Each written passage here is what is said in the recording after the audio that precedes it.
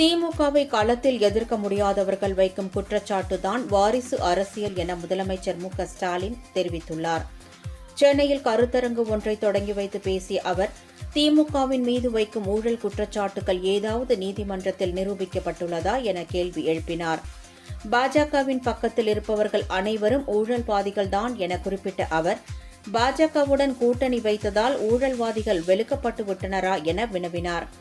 இந்தி திணிப்பை ஏற்காததால் நிறுத்தி வைக்கப்பட்டுள்ள கல்வி நிதி எப்போது வரும் என கேள்வி எழுப்பிய அவர், ஊழல் வழக்கில் நீதிமன்றத்தால் தண்டிக்கப்பட்டவர்களுடன் தான் பாஜக கூட்டணி வைத்துள்ளதாக குறிப்பிட்டார். கட்டாயத்தில் அமைக்கப்பட்ட தேசிய ஜனநாயக கூட்டணிக்கு எந்த கொள்கையும் கிடையாது என்றும் அது துரோக கூட்டணி என்றும் தெரிவித்தார். இந்த கிரோத் ஹிஸ்டரியை தாங்கிக்கிறவங்க வாட்ஸ்அப் யூனிவர்சிட்டியில் பொய்களை எல்லாம் பரப்பிட்டு இருக்கிறாங்க.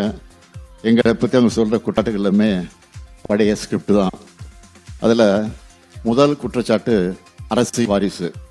இதற்கு நான் ஏற்கனவே பதில் சொல்லிட்டேன். யார் வேண்டுமானாலும் அரசியலுக்கு வரலாம். ஆனால் யார் வந்தாலும் அவங்கள மக்களுக்கு முன்னாடி நின்று அவங்க நம்பிக்கையை பெற்று ஓட்டு வாங்கினா மட்டும்தான் வெற்றி பெற முடியும். எனவே இது எங்களை களத்தில் எதிர்க்க முடியாதுங்கிற இத்துப்போன குற்றச்சாட்டு.